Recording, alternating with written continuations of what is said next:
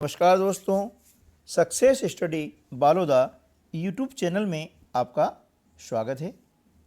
जैसा कि आप और हम सभी जानते हैं कि कोविड-19 के कारण विगत लगभग 2 वर्षों से शालाएं नियमित रूप से नहीं लग पा रही थी, जिसके कारण सीखने में एक बड़ा लर्निंग लॉस हुआ है। इस लर्निंग लॉस की पूर्ति हेतु राज्य शिक्षा केंद्र भोपाल के द्वारा लर्निंग आउटकम्स आधारित लर्निंग गैप सामग्री का निर्माण किया गया है, ताकि विगत सत्र की छूटी हुई दक्षताओं को प्राप्त किया जा सके। लर्निंग गैप को पूर्ण करने में हम भी आपकी पूरी मदद करेंगे और राज्य शिक्षा केंद्र भोपाल द्वारा तैयार की गई इस सामग्री को वीडियो के माध्यम से आपको लगातार हम उपलब्ध करवाते रहेंगे।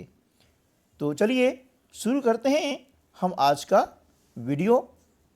कक्षा 8 विषय विज्ञान।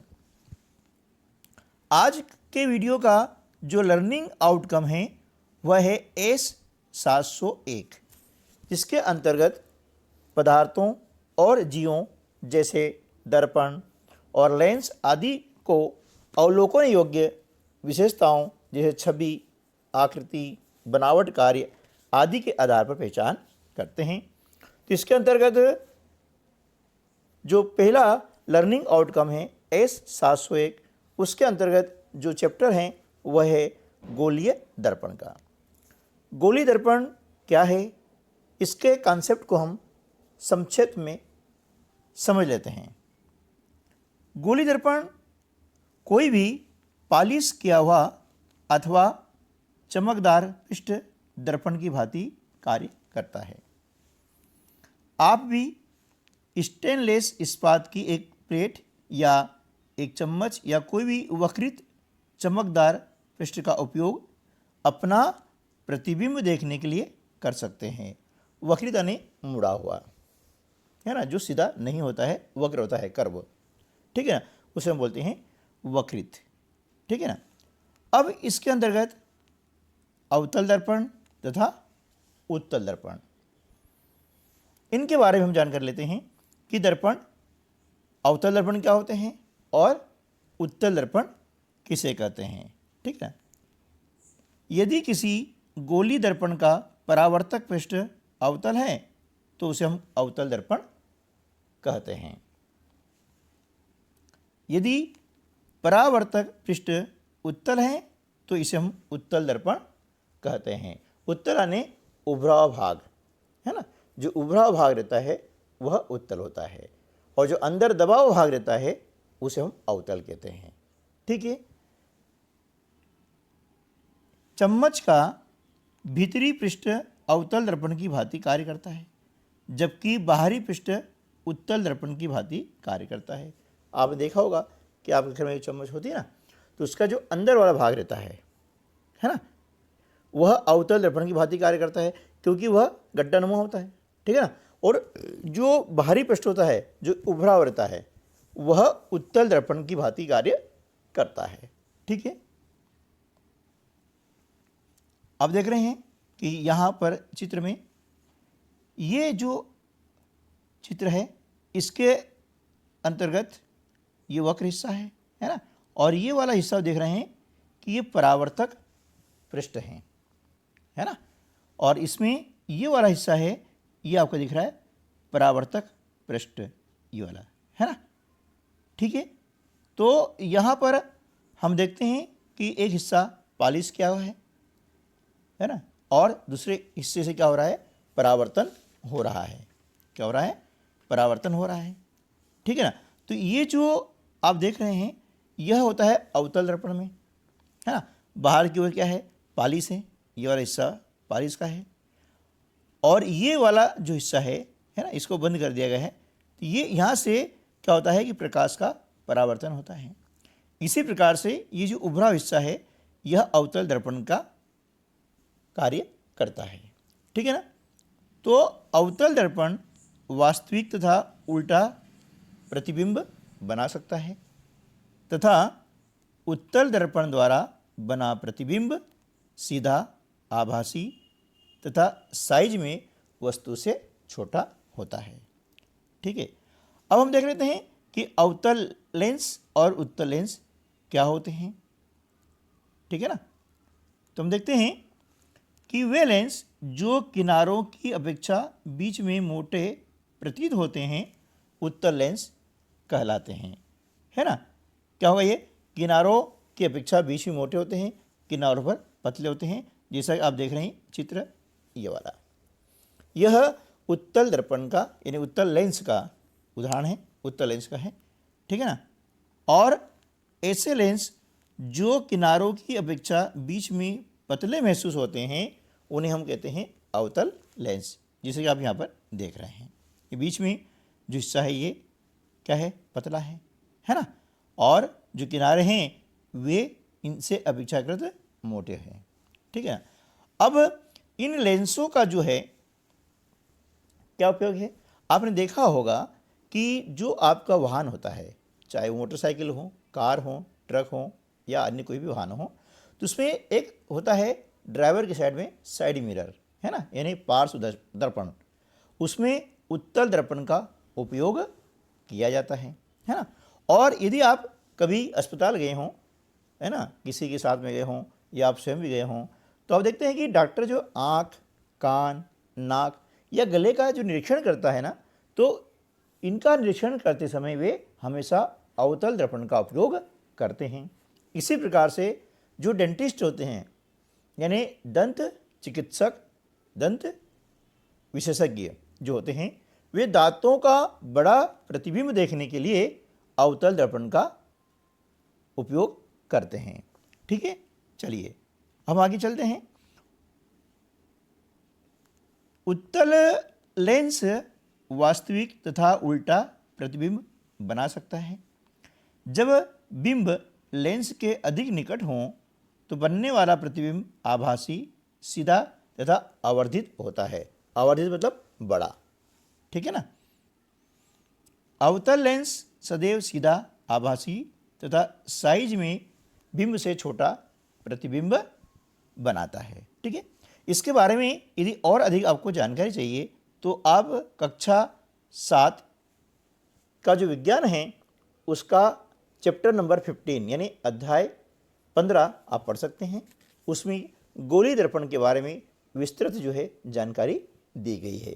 यहाँ पर क्या है कि आपको जो महत्वपूर्ण चीज़ें हैं जो अगली कक्षाओं में जाने से पहले याद होना चाहिए, उन लर्निंग आउटकम्स को विशेष करके ध्यान दिया गया है और उस पर चर्चा की गई है, ताकि अगली कक्षा में जब आप पढ़ाई करें तो यह जो लर्निंग आउटकम्स है आपको याद होना चाहिए, ताकि अगली पढ़ाई आप अच्छे से कर सकें। ठीक है, अब हम कुछ अभ्यास कर लेते हैं। अच्छा, एक और चीज़ देखते हैं कि जो प्रतिबिंब होते हैं ना, वे होते हैं दो प्रकार के। एक तो होता है वास्तविक प्रतिबिंब और एक होता है आभासी प्रतिबिंब। तो ऐसा प्रतिबिंब जिसे हम पर्दे पर प्राप्त कर सकते हैं, है ना, यानी जिन्हें पर्दे पर प्राप्त किया जा सकता है, उन्हें हम बोलते हैं वास्तविक प्रतिबिंब।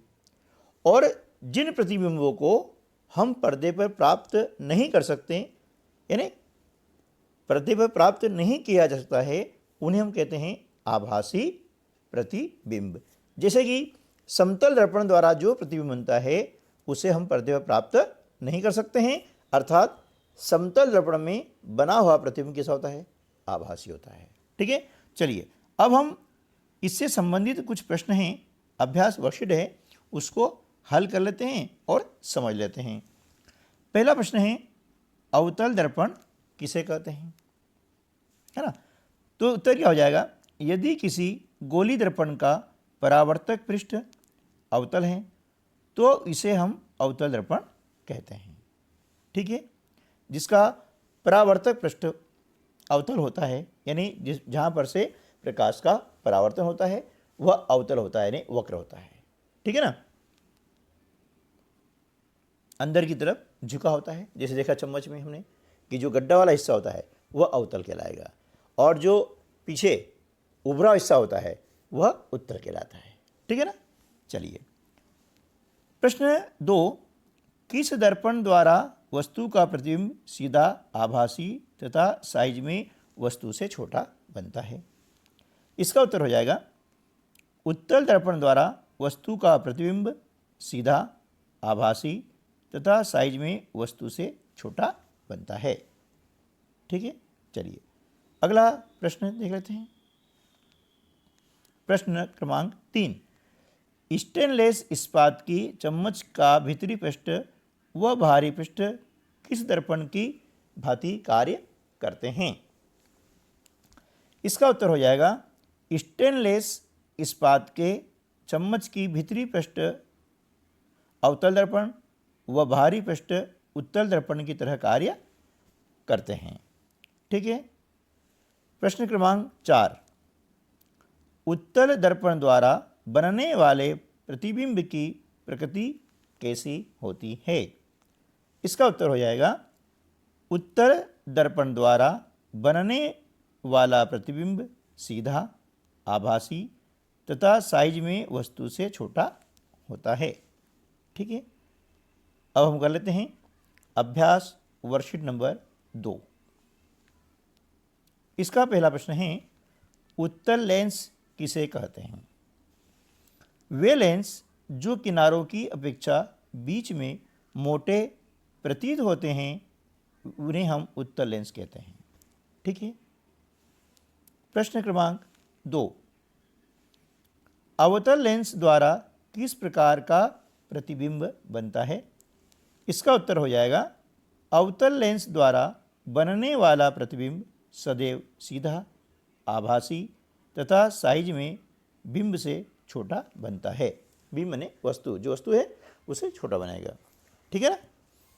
ऑब्जेक्ट, बिंब माने क्या जाएगा ऑब्जेक्ट, कोई ऑब्जेक्ट है ना उससे छोटा बनता है। ठीक है ना। अब प्रश्न क्रमांक जो 3 है वह यह है कि अवतल लेंस तथा उत्तल लेंस को चित्र द्वारा प्रदर्शित कीजिए। तो हमने यहाँ पर ये उत्तल लेंस बनाए हैं और यह आपका है अवतल लेंस। इस प्रकार से चित्र आपको भी अपनी जो अभ्यास पुस्तिका है उसमें बनाने हैं। ठीक है। चलिए अगला प्रश्न 4, उत्तल लेंस द्वारा किस प्रकार का प्रतिबिंब बनता है? इसका उत्तर हो जाएगा उत्तल लेंस द्वारा बनने वाला प्रतिबिंब वास्तविक तथा उल्टा बनता है। कैसा बनेगा? वास्तविक और उल्टा। ठीक है ना। चलिए अब हमने जो सीखा है उसके आधार पर कर लेते हैं सेल्फ असेसमेंट यानी स्व आकलन। ठीक है ना। अब देखते हैं कि हमने क्या सीखा। तो उसके लिए दिया गया है पहला प्रश्न, रिक्त स्थानों की पूर्ति कीजिए। पहला है यदि प्रतिबिंब सदैव आभासी तथा साइज में छोटा हो तो यह किसके द्वारा बना होगा? इसका उत्तर आ जाएगा अवतल लेंस। ठीक है। दूसरा है जो लेंस किनारों की अपेक्षा बीच में पतले होते हैं वे कौन से लेंस कहलाते हैं? इसका उत्तर आ जाएगा अवतल, जो किनारों में के बजाय बीच में पतले होते हैं और किनारों पर थोड़े मोटे होते हैं। ठीक है ना। तीसरा है यदि किसी गोलीय दर्पण का परावर्तक पृष्ठ उत्तल है तो उसे कौन सा दर्पण कहते हैं? इसका उत्तर आ जाएगा उत्तल दर्पण। ठीक है। अगला जो प्रश्न है वह है निम्न कथनों के आगे सत्य अथवा असत्य लिखिए। है ना। पहला है अवतल दर्पण से हम वास्तविक, आवर्धित तथा उल्टा प्रतिबिंब प्राप्त कर सकते हैं। तो हो जाएगा आपका सत्य है, बिल्कुल है। दूसरा है अवतल लेंस सदैव आभासी प्रतिबिंब बनाता है, ये भी आपका सत्य हो जाएगा। तीसरा है हम उत्तल दर्पण से सीधा, आभासी तथा वस्तु से छोटा प्रतिबिंब प्राप्त कर सकते हैं, ये भी हो जाएगा आपका सत्य। ठीक है ना। अगला जो प्रश्न है उसमें पूछा गया है कि उत्तल और अवतल लेंस का चित्र बनाइए। तो हमने देखा ये आपका उत्तल लेंस है और ये आपका अवतल लेंस है। इस प्रकार से आप भी अपनी जो है जो अभ्यास पुस्तिका है ना, उसमें इस प्रकार से चित्र बना सकते हैं। चौथा जो प्रश्न है वह यह है कि दिए गए चित्रों में से उत्तल दर्पण एवं अवतल दर्पण को पहचान कर उसके नीचे उसका नाम लिखिए। तो देखिए, ये वाला जो दर्पण है इसे हम बोलते हैं अवतल दर्पण। ये बाहरी जो हिस्सा है ये पॉलिश किया हुआ है और ये जो हिस्सा है यहाँ से परावर्तन होता है। यह है उत्तल दर्पण, इसमें ये वक्र हिस्सा है, ये जो है बाहरी हिस्सा उठा हुआ है, यह होता है परावर्तक पृष्ठ, यानी यहाँ से प्रकाश का परावर्तन हो जाता है। ठीक है, चलिए अगला लर्निंग आउटकम वही है हमारा S701, जिसके अंतर्गत हैं जीवों जैसे जंतु रेसे को अवलोकन करें और उसके बारे में जानें। ठीक है ना, तो यह जो है जंतु रेसे हैं। अब इससे संबंधित जो अवधारणा है उसका भी हम क्या करते हैं कि संक्षिप्त परिचय प्राप्त कर लेते हैं, तत्पश्चात उस पर आधारित प्रश्नों को हम हल करेंगे। तो चलिए पढ़ लेते हैं कि जंतु रेसे। अब जंतु रेसे होते क्या है? तो देखिए, जंतुओं से प्राप्त किए जाने वाले रेशों को जांतव यानी जंतु रेसे कहते हैं, जिसे ऊन और रेशम है ना, जो रेसे जंतुओं से प्राप्त किए जाते हैं उन्हें हम कहते हैं जंतु रेसे। ठीक है ना, चलिए अगला है ऊन। भेड़, बकरी, याक और कुछ अन्य जंतुओं से ऊन प्राप्त की जाती है। ठीक है, इन जंतुओं के शरीर बाल से ढके होते हैं। बाल इन जंतुओं को गर्म रखते हैं। ऊन इन रोएदार रेशों से प्राप्त की जाती है ना, जो रोएदार रेशे होते हैं उनसे ऊन प्राप्त करते हैं। बालों के बीच अधिक मात्रा में वायु आसानी से भर जाती है। वायु ऊष्मा की कुचालक है। यही कारण है कि सर्दियों में सूती कपड़े हमें उतना गर्म नहीं रखते जितना कि ऊनी स्वेटर रखता है।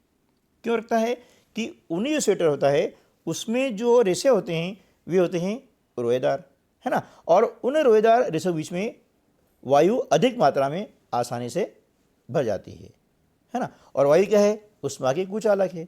अब ऊष्मा की कुचालक होने क्या होगा कि हमारे शरीर की जो गर्मी है वे बाहर नहीं आ पाएगी। ठीक है ना, इसलिए क्या होगा कि हमें सूती कपड़े अपेक्षा ऊनी कपड़े हमें गर्म महसूस होते हैं। ठीक है ना, आगे हम देखते हैं ऊन प्राप्त करने के लिए भेड़ों को पाला जाता है। जब भेड़ के शरीर पर बालों की घनी वृद्धि होती है तो ऊन प्राप्त करने के लिए बालों को काट करके फिर संसाधित करके ऊन बनाई जाती है। ठीक है ना, अब रेशम। रेशम प्राप्त करने के लिए रेशम के कीड़ों को पालना होता है। रेशम के कीट रेशम के रेशे बनाते हैं। रेशम के रेशों का उपयोग रेशम के वस्त्र बुनने के लिए किया जाता है।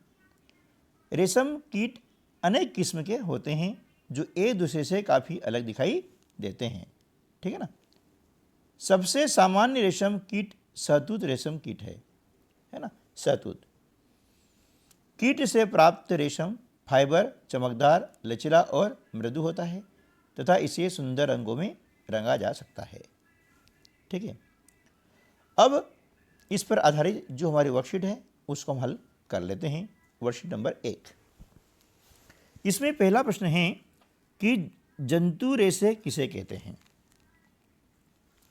इसका उत्तर हो जाएगा कि जंतुओं से प्राप्त किए जाने वाले रेशों को जंतु रेशे कहते हैं, जैसे ऊन और रेशम, है ना। प्रश्न क्रमांक 2, ऊन किन जंतुओं से प्राप्त की जाती है? 2 जंतुओं के नाम लिखिए। तो जिनसे हम ऊन प्राप्त करते हैं उनके नाम है भेड़, बकरी और याक, है ना। 2 जंतु नाम बोला था, हमने 2 लिख दिया है, तीसरा याक भी होता है। प्रश्न क्रमांक 3, सूती कपड़ों की अपेक्षा ऊनी कपड़े अधिक गर्म क्यों होते हैं? है ना, तो देखिए ऊनी कपड़ों में रोएदार रेशे होने से उनके बीच अधिक मात्रा में वायु आसानी से भर जाती है। वायु ऊष्मा की कुचालक होने के कारण ऊनी कपड़े अधिक गर्म महसूस होते हैं। ठीक है ना, इस विषय वस्तु से संबंधित और अधिक आपको जानकारी विस्तार में पढ़नी है तो आप कक्षा 7 का विज्ञान जो है उसका अध्याय 3 आप पढ़ सकते हैं। ठीक है, चलिए अगला जो प्रश्न है, रेशम किससे प्राप्त होता है? रेशम के कीट से रेशम प्राप्त होता है। किससे प्राप्त होगा?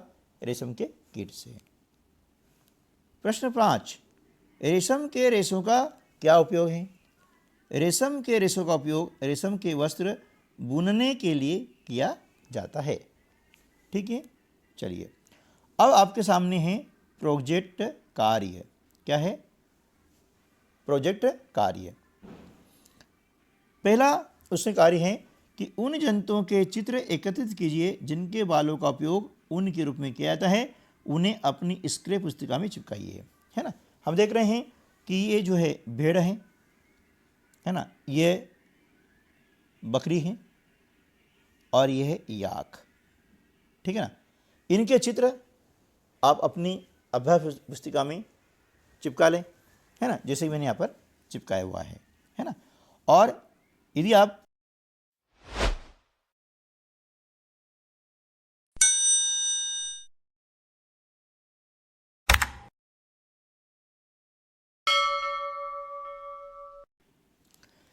चैनल पर पहली बार आए हैं तो success study Baloda YouTube channel को आप सब्सक्राइब कर लें, ताकि आपको आपकी पढ़ाई से संबंधित ऐसे ही हेल्पफुल वीडियो मिलते रहेंगे। पास में जो बेल आइकन है उसे प्रेस कर दें और ऑल पर सेट कर दें, ताकि जैसे भी वीडियो अपलोड होगा तो उसका नोटिफिकेशन सबसे पहले आप तक पहुंचेगा और वीडियो की लिंक वगैरह का इंतज़ार नहीं करना पड़ेगा। ठीक है ना, और आपकी पढ़ाई के लिए मैं काफ़ी हेल्पफुल वीडियो बनाता रहता हूं। आप चैनल को विजिट कर सकते हैं, तो आपकी पढ़ाई संबंधित सारी जो जिज्ञासा हैं उसमें शांत हो जाएगी, जिज्ञासा पूर्ति होगी, ऐसे मुझे आशा है। ठीक है ना, चलिए अगला है, दर्जी की दुकान से विभिन्न प्रकार के व्यर्थ कपड़ों की कतरनों को इकट्ठा करके उसमें से रेशम से बने कपड़ों की कतरन को पहचान कर अपनी स्क्रैप पुस्तिका में चिपकाइए। ये आप कार्य कर सकते हैं। किसी टेलर के यहाँ से जो रेशम के कपड़े हैं, टुकड़े होते हैं वारी वारी, उनको आप अपनी स्क्रैप पुस्तिका में चिपका सकते हैं। ये आपका हो गया प्रोजेक्ट कार्य। तीसरा है कि अपने माता पिता या शिक्षकों के सहयोग से पता लगाइए कि भारत में भेड़ों की कौन कौन सी नस्लें और वे किस राज्य में पाई जाती है। ठीक है, ये मैं आपको बता देता हूँ। मैं भी आपका शिक्षक हूँ, है ना, आप मेरा सहयोग ले सकते हैं। यदि ले सकते हैं तो चलिए आगे देख लेते हैं कि भारत में कौन कौन सी भेड़ों की नस्लें हैं और वे कहाँ पाई जाती है। ठीक है, चलिए कुछ हमने एकत्र करने का प्रयास किया है, कुछ जानकारी हमने एकत्र की है, तो मैं आपके साथ शेयर कर देता हूँ। भेड़ों की जो नस्लें हैं, मगरा, मारवाड़ी, चोकला, सोनारी, जैसलमेरी, खीरी, पुगल, नाली जैसी जो नस्लें हैं वे कहाँ पाई जाती है? राजस्थान पाई जाती है। राजस्थान में और भी अधिक नस्लें होती हैं, है ना। भेड़ों का पालन सबसे अधिक जो है हमारे देश में यदि होता है तो वे होता है राजस्थान में, और राजस्थान में बहुत सारी नस्लें पाई जाती है, जिनमें से मुख्य नस्लें आपको मैंने यहाँ पर बता दी है। ठीक है ना, उसके बाद देखते हैं कि अन्य राज्यों में और कौन कौन सी नस्लें हैं। मेढकयाल नस्ल होती है, यह पाई जाती है छत्तीसगढ़ में। गेरोल जो होती है वह पश्चिम बंगाल में पाई जाती है। पाटनवाड़ी गुजरात में पाई जाती है। गंजम उड़ीसा में।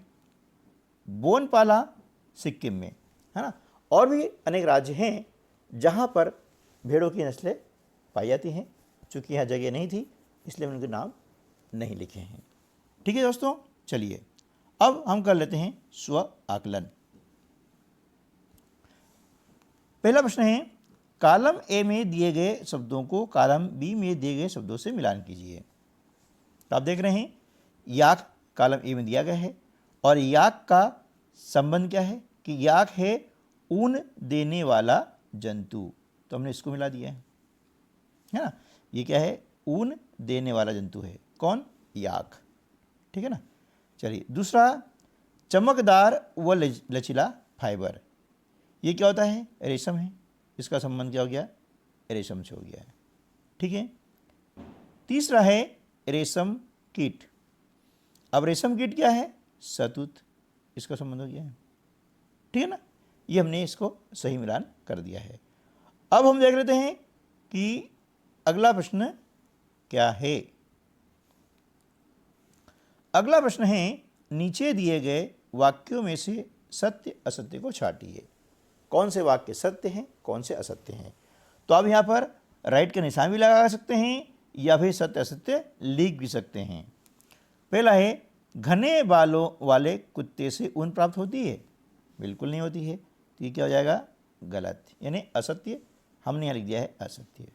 आप इस प्रकार से क्रॉस भी लगा सकते हैं, सत्य के लिए राइट का चिन्ह, असत्य के लिए क्रॉस चिन्ह। ठीक है ना। चलिए अगला है, रेशम एक प्रकार का जंतु रेशा है। बिल्कुल सत्य है ना, हमने यहाँ लिखा सत्य। ठीक है ना। तीसरा है, ऊन से बने हुए वस्त्र शरीर को गर्म नहीं रखते हैं। किसने बोला, है ना, रखते हैं भाई। इसलिए क्या हो गया, ये गलत है, यानी असत्य है ना। तभी तो हम जो है ठंड के दिनों में ऊनी कपड़े पहनते हैं। यदि गर्म शरीर को नहीं रखते हैं, पहनते क्या, है ना। चलिए, तो क्या हो गया, ये असत्य हो गया है। अगला है, शहतूत एक रेशम कीट है। बिल्कुल है, ये हो जाएगा सत्य, और हमने यहाँ लिख दिया सत्य है। ठीक है ना। अगला है, रेशम का फाइबर बहुत कठोर होता है। नहीं, रेशम का जो फाइबर होता है ना, काफ़ी मुलायम यानी मृदु होता है। ठीक है, तो ये असत्य हो जाता है ना, हमने यहाँ लिखा असत्य। ठीक है, इस प्रकार से। तो दोस्तों, आज के वीडियो में बस इतना ही। यदि वीडियो आपको अच्छा लगा है तो लाइक कीजिए, अपने अन्य दोस्तों को भी शेयर कीजिए, ताकि वे भी आपकी तरह पढ़ें और सीखें। यदि आप चैनल पर पहली बार आ रहे हैं तो चैनल को सब्सक्राइब कर लें। नीचे लाल बटन दिया गया है, उसे दबा दें, बेल आइकॉन प्रेस कर दें और ऑल को सेट कर दें। मिलते हैं अगले वीडियो में, तब तक के लिए नमस्कार, जय हिंद।